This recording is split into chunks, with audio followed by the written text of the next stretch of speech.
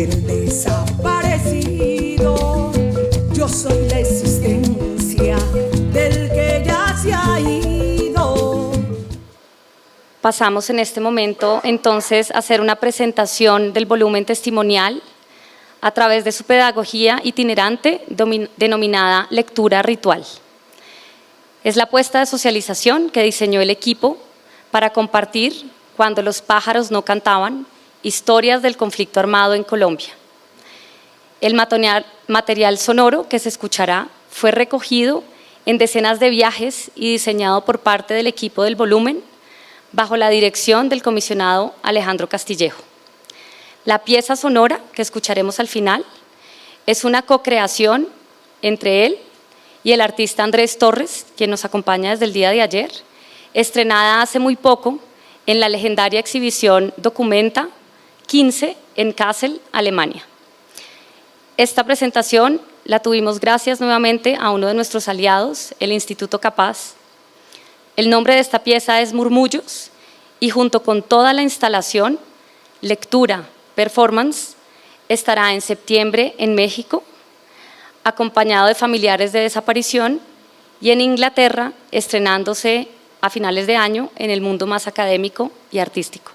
Con este tipo de productos, persistimos como Comisión de la Verdad en la difusión del trabajo que hemos hecho y en apostarle también por llegarle a las personas a través de otros medios, de otras apuestas que activan más el sentir.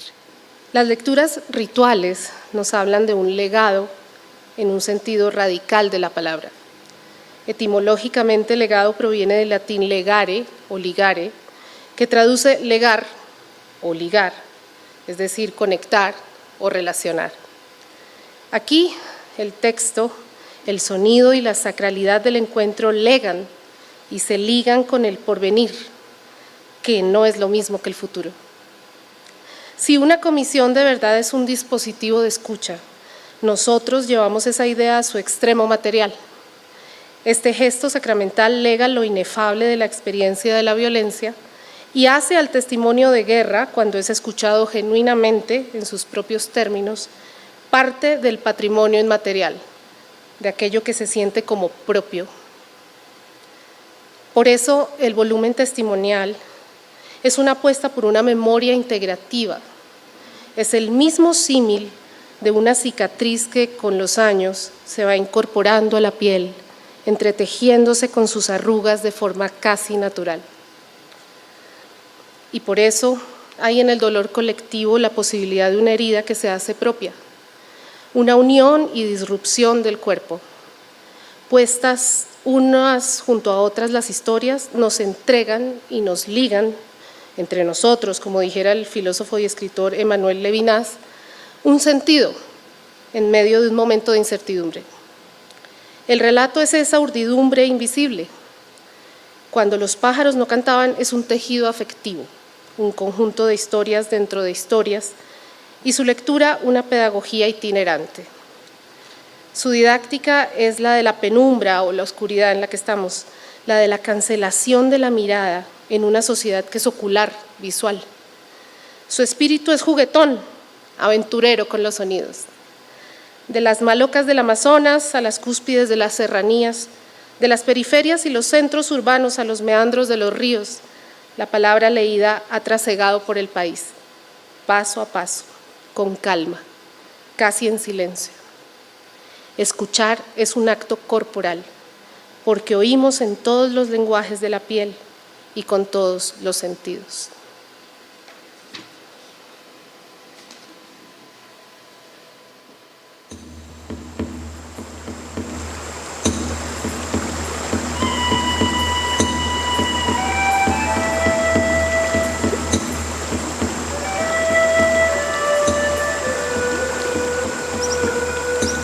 Vamos a hacer vibrar eso, porque finalmente el sonido y la escucha es lo mismo, vibrar. Lo bonito de este instrumento es que cuando tú lo pones, tú pasas suavemente sobre él, pues yo no estoy haciendo mucha fuerza, Eric toma este tono, ¿sí? Y lo más bonito es que tú sientes la vibración en el cuerpo. Aquí estamos escuchando, pero también estamos vibrando, entonces. Y eso es lo que queremos hoy, vibrar todos en la misma nota, mismo canto. El parto del tambor. Después de lo que me pasó y la muerte de mi esposo, yo dije hasta aquí. Me encerré en mí sola. Empecé a trabajar para mi hijo y para mi familia. Y me olvidé de mí. Mi vida era del trabajo a la casa y de la casa al trabajo. Y para mi hijo la plata. Me olvidé de mí. Es tanto que un primo mío me decía, usted está joven, usted tiene una vida por delante, póngase bonita, salga. Usted no puede cerrarle la vida al amor. Ellos me invitaban a salir y yo con los hombres me sentía horrible. No quería nada. Las lecturas rituales son realmente la pedagogía que nosotros, desde la producción del volumen testimonial del informe final, que nosotros hemos inventado y construido para tratar de compartir las historias que la comisión ha logrado recabar a lo largo de sus años de trabajo, de la experiencia que los colombianos y las colombianas han tenido de la guerra. Entonces, para nosotros poder compartir esas historias, lo que hacemos es leer las historias. Me crucé con Nancy Díaz en el parque. Empezamos a hablar y me inspiró tanta confianza que le conté lo que me había pasado. Le conté todo. Ella me dijo que estaba en un grupo de mujeres que también le habían pasado cosas peores o más que yo, que si quería asistir. Entonces, yo como que le di esa energía y me fui con ella. Mi hijo hasta se asustó. Me dijo, mamá, ¿usted está saliendo con la gente? Las historias son historias no de la región donde vamos a leer, sino de otras regiones, y lo que buscan es producir un tejido conectivo y una conexión o una relación entre los seres humanos que, a pesar de los muchos lugares y los muchos tiempos y las muchas experiencias, en realidad terminan por ser similares desde muchos puntos de vista. Entonces, ¿qué es lo que nosotros hemos hecho? Construir los espacios, pensar los espacios para que la palabra pueda ser acogida en cierta medida de manera sacramental. Yo creo que en esto lo sacramental es importante, y son espacios dedicados exclusivamente a una reflexión sobre lo que los otros seres humanos nos pueden decir a través de esas historias. Que era un territorio campesino, no era un resguardo, no era un consejo comunitario, era un territorio campesino, una finca. ¿Qué pasa cuando uno obliga a un país a guardar silencio, escuchar? Cuando lo obliga a callarse, y en una oscuridad nos obligamos entre nosotros mismos a oír. Porque además nosotros en Colombia llevamos 15 años escuchando historias de terror cuando los asociamos con las políticas de memoria en este país. Y hablamos de memoria cuando hay relatos, y yo creo que aquí hay una dimensión que es guardemos silencio para escuchar esos relatos. Y ese guardar silencio es producto de los muchos pequeños silencios que vamos construyendo a lo largo de todos los recorridos y todas las rutas y todos los caminos que vamos haciendo con estas lecturas y con estos microsilencios. Y eso, a mí me parece que cuando ese concepto logra tener una amplitud y logra mostrarse, me parece que estamos haciendo un ejercicio simbólico muy poderoso.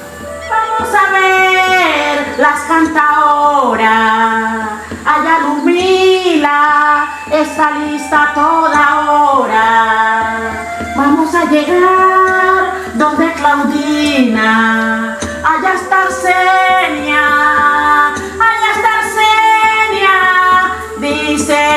dice Lumila.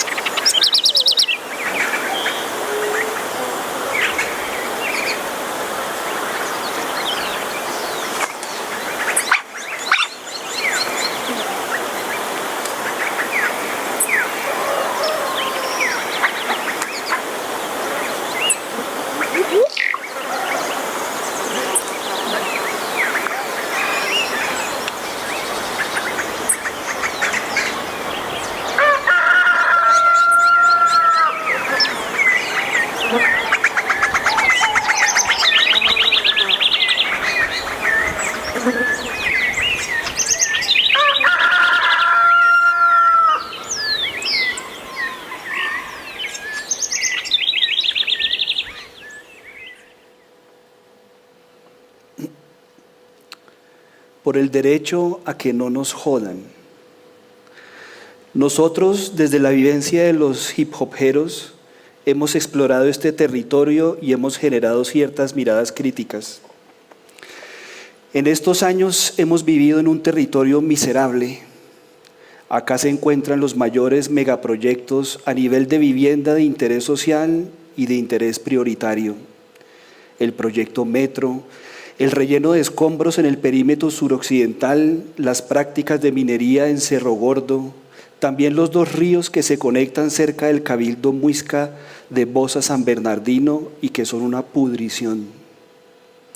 Vivimos desde hace mucho la explotación económica de nuestro territorio, pero no hay ninguna garantía para el hábitat social o para el entorno. Hacen 40.000 viviendas de interés social y solo ponen una URI, un CTP y una comisaría de familia. No ponen más, solo instituciones de control. Con eso ya te están diciendo que eres un criminal. Las personas que vienen a estos megaproyectos son desplazados por la violencia, reinsertados paramilitares, acogidos al proceso de paz, personas en gran condición de vulnerabilidad. Acá están los barrios olla de los más pesados. Tenemos a Patio Bonito, La Ribera, El Clas, Bosa San Bernardino. Somos un caldo de cultivo de cosas muy hijueputas que han quedado por fuera, que han quedado por la forma de administrar tanto este pedazo como la ciudad misma. Muchas veces la gente se pregunta por qué el estallido social fue de tal magnitud. Y es porque finalmente este perímetro suroccidental es el cagadero de la ciudad. No hay ninguna solución del Estado para las necesidades que surgen de vivir en un territorio con este nivel de hostilidad.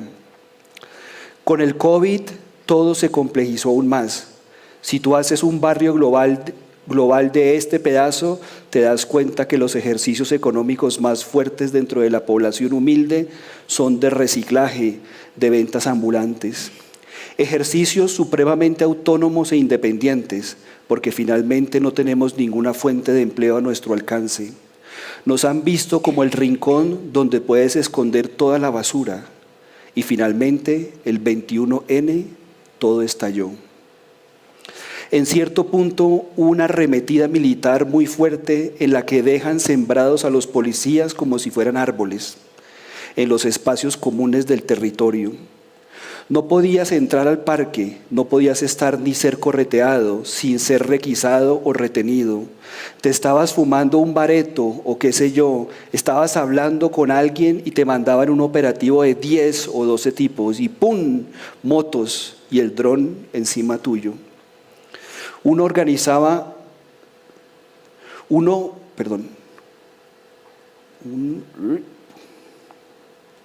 Un poco de vueltas que finalmente hicieron que la mayoría de la comunidad que estaba organizada abandonara esos lugares. Toda la mezcla de cosas hizo que la gente se botara a la calle a decir, no, ya dejen tranquila esa vuelta, no jodan más, al menos esperen a que esta mierda del COVID se acabe para comenzar a joder.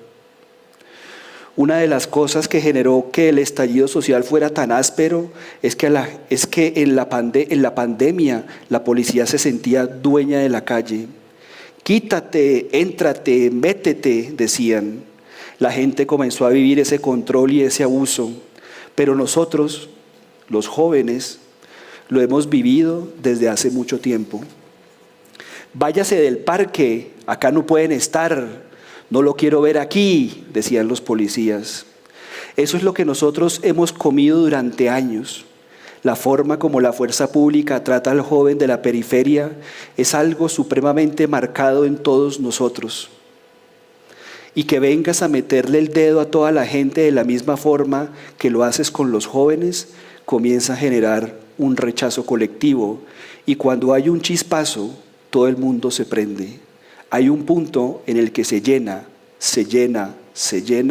y estalla. En el momento que estalló, yo estaba en el barrio camellando con mis camaradas en procesos que buscaban la trascendencia de ciertos grupos poblacionales con los que intercambiamos. Y nos fue imposible hacernos los del ojo ciego y no entrar a interactuar con la protesta. Nuestra reacción fue inmediata, como si nos hicieran un llamado colectivo. Dijimos, me meto. Y ahí estuvimos. Los primeros días simplemente desde la resistencia, de resistir con las personas que estaban ahí. Hay cosas que desde mi perspectiva no pueden ser ignoradas. Por ejemplo, ver que dejan a 35 personas heridas, eso te caga.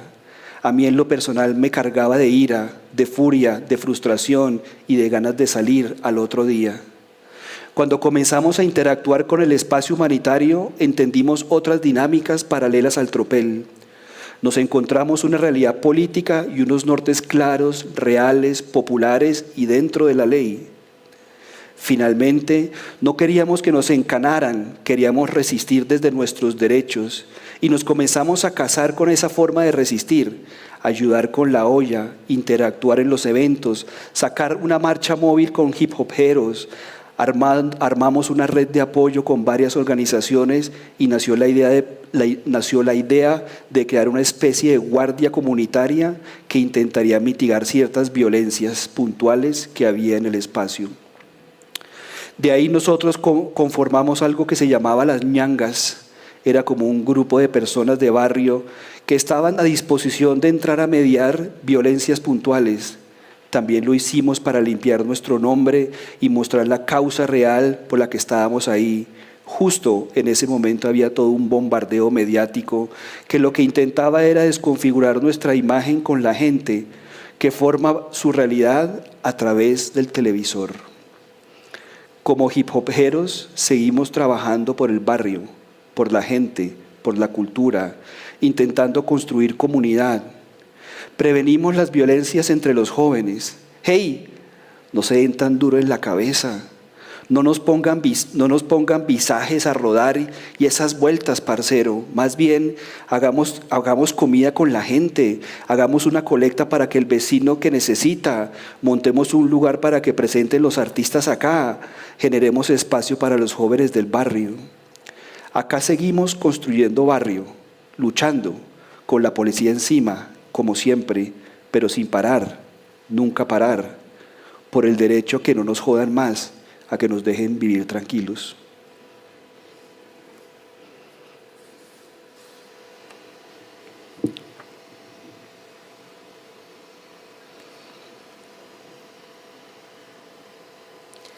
Del libro del porvenir, palabras atadas a mi garganta. ¿Qué te cuento? Pachita, yo soy Pachita.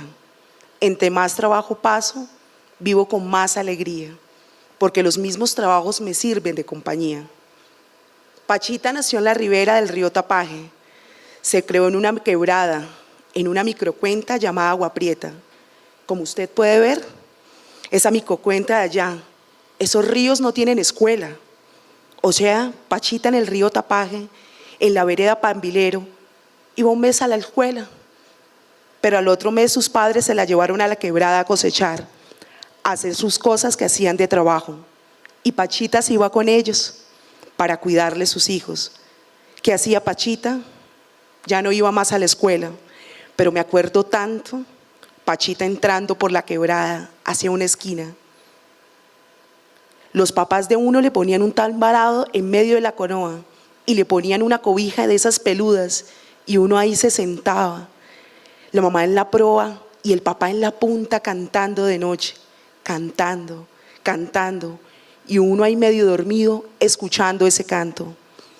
Cuando nosotros llegamos allá a la quebrada, allá arriba, saltando todos con alegría, limpiando el camino y matando las culebras, que por ahí, la mamá haciendo el tapado y el papá sacando el plátano, y nosotros seguíamos cantando. Pachita seguía cantando con sus padres. Entonces les cuento cómo Pachita seguía cantando con sus padres.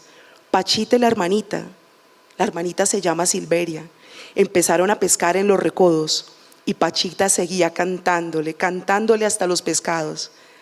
Anchegüita venía a comer, Anchegüita venía a comer. Mi vida, la de Pachita, se convirtió en canto y en canto. Llevaba la cartilla de Nacho y a pesar de la cartilla de Nacho tenía cosas negativas. Pachita y la hermanita se peleaban por una mamá blanca que tenía la cartilla. La una decía, esta es mi mamá, y la otra decía, esta es mía, esta es mía. Nos peleábamos por esa cartilla, pero tenía sus cosas buenas las cartillas de Nacho, y empezaba yo supuestamente a leer, aunque no sabía leer, pero leía todas las foticos que allí había, leía como una gran lectora. Un día mi papá le dijo a mi padrino, compadre, él iba subiendo por la quebrada, mañana domingo, ¿qué va a hacer? ¿Para qué, compadre? Para que escuche leer a su ahijadita. Pues mi papá creía que yo sabía leer, pero que yo leía con una gran precisión. Pero qué susto me llevé, porque yo no sabía leer. Y yo ahí calladita escuchaba a mi padrino. Esa tarde comencé buscando lo que sabía leer. Y empecé, papá, mamá, Lima. Al otro día cuando llegó mi padrino y yo ya me había aprendido papá, mamá, Lima, mi nené, abrazo, tío. Ese día para mí fue muy bonito porque no lo leí a mi padrino, se lo leí con alegría, no con susto. Cuando tuve 12 años salí del río Tapaje y me llevaron a Guapi. Allá en una panadería de una amiga de mis padres estuve 2 años. Después mi mamá y mi hermano fueron por mí y me vine a Buenaventura. Cuando ya después llegué a Cali por la guerra, hace ya 25 años, por cosas del conflicto, que ya no había seguridad. Llegamos aquí, las enfermedades, se me enfermaron 2 hijos, en la cabecera de Tapaje, se me murió una, me quedó el otro vivo, también con unas meningitis bacterianas. Me lo entregaron y se tenía que recuperar en la ciudad sin casa, sin qué hacer. Entonces Pachito con su hijo en recuperación. Lo primero que hizo fue buscar un huequito en una invasión y meternos allí con tabla y agua oscura. Levantado el caño, me metí con mi hijito y con mis otros 2 hijos y preñada estaba del otro hijo. Cogí un platón para vender chontaduro. En ese platón metí guayabita, le metí mango, le metí chirimoya, copiándome el platón de otra mujer. Era mi primer día con mi platón. Me lo monté a la cabeza y empecé a caminar, pero las palabras no me salían de la garganta para yo gritar, para yo decir. Mi voz era distinta, mi pensar era distinto, mi vestir era distinto, mi tono, mi peinado, todo era distinto. Iba caminando cuando un señor me dice, negra, venga, véndame un chontaduro. Me le acerqué a una ferretería y le vendí el chontaduro. Me dice, pero grite, porque si yo no lo hubiera visto, no ande callada, grite. Yo salí que quería gritar y las palabras las tenía atadas a mi garganta, a mi pecho y quería llorar, pero hice un esfuerzo y con valentía dije, el chontaduro. Y salieron 4 personas y me allanaron y vendí. Después de eso dije, el chontaduro, chirimoya, el aguacate, el mango, el zapote, el chontaduro. ¿Quién dijo? Aquí va el chontaduro. Cuando rompí el silencio te digo que sentí un dolor como parir. Le digo que el platón para mí fue como la base de la supervivencia. Liberar las palabras te permiten hacerte ver. El platón nos ha permitido, ya con la palabra liberada, que nosotras creemos procesos. Las mujeres platoneras y poner a estudiar a nuestros hijos y que ellos también amplíen sus capacidades y nosotras mismas. Hoy soy la representante legal de una escuela de la entidad cultural. Yo viví el tener las palabras atrancadas en el corazón. Para yo poder gritar lo que llevo, me tocó luchar contra esa ligadura producida por un sistema. Me tocó luchar y la rompí. Por eso en el caminar, en el andar, pensamos en crear una escuela, un grupo de mujeres con poquitos hombres, crear una escuela para hacer un conversatorio y poder continuar liberando y desatando las palabras, para ser mujeres y familias libres. El propósito más profundo es rescatar y poner a caminar nuestros valores ancestrales. Sé quién soy, llega, levanta, crea semilleros en las comunidades para que ellas puedan ser memoria viva y las nuevas generaciones puedan reconocerlas como los verdaderos portadores de la memoria, los duelos de la historia. Con la escuela Sé quién soy, esperamos hacer un acompañamiento, trabajar en la cultura para desatar la solidaridad. Esa es la base principal, desatar la solidaridad en la comunidad haciendo el verso, el arrullo, sus dichos.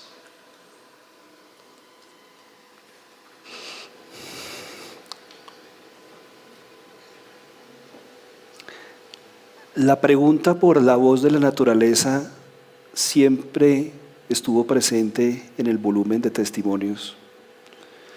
La exploramos muy a fondo y después de leer este pedacito quisiera sugerirles a todos y todas que debido a que no hay suficiente oscuridad acá, hagan un esfuerzo por cerrar sus ojos para terminar con esta sesión. El texto se llama Olores de la Guerra.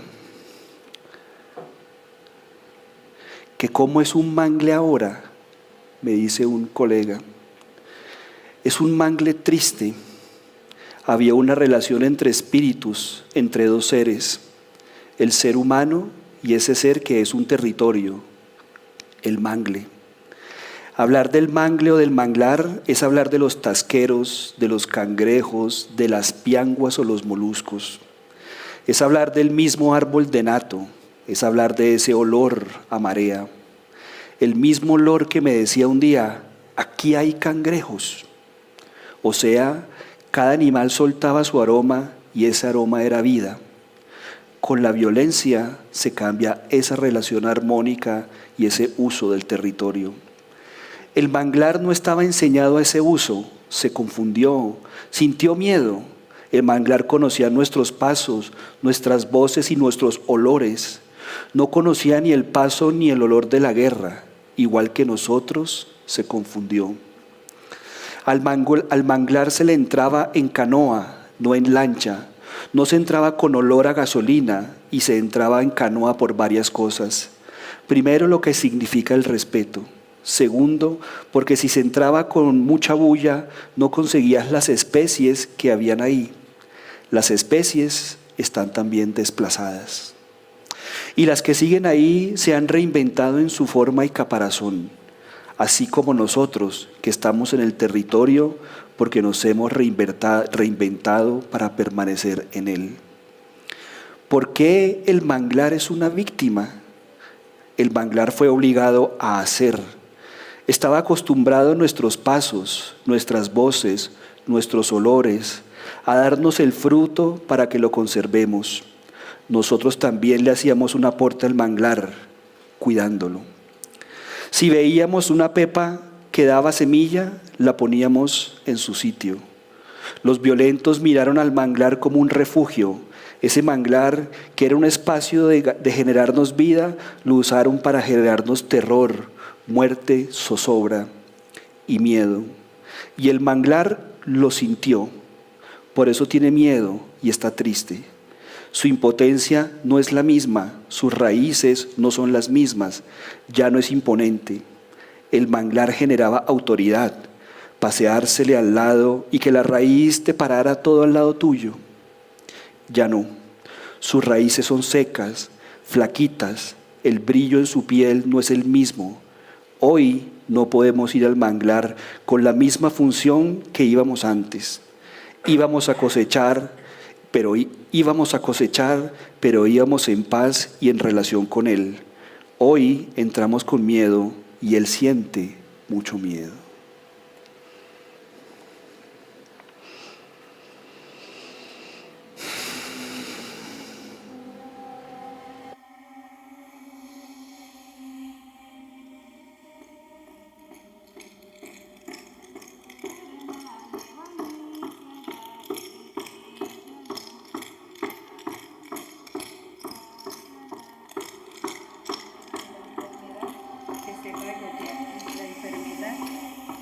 Va a ir porque aquí no puede llegar porque tenemos las plantas alrededor.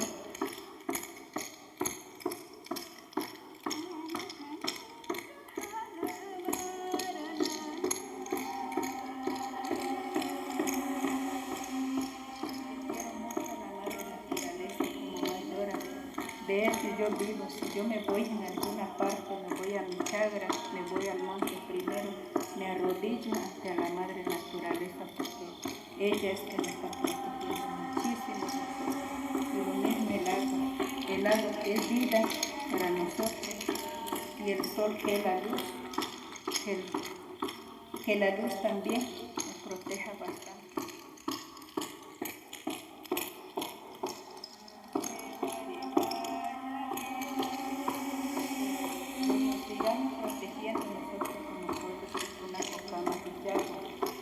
Y no entregar nuestra madre tierra, porque nuestra madre tierra y la madre naturaleza es la vida de nosotros, de ella.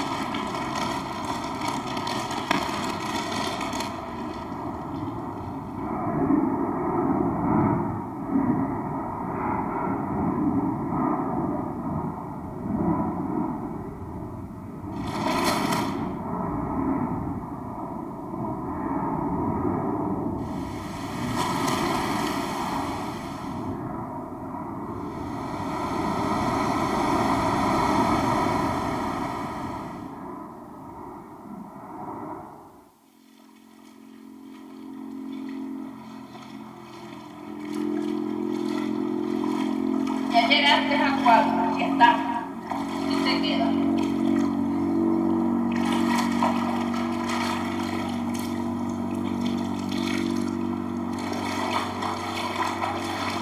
Estamos ropados. Ya encontré frío. Ya encontré el frío de la señora. Bueno, este es tu hábitat. Vas a estar bien para que crezcas y te reproduzcas.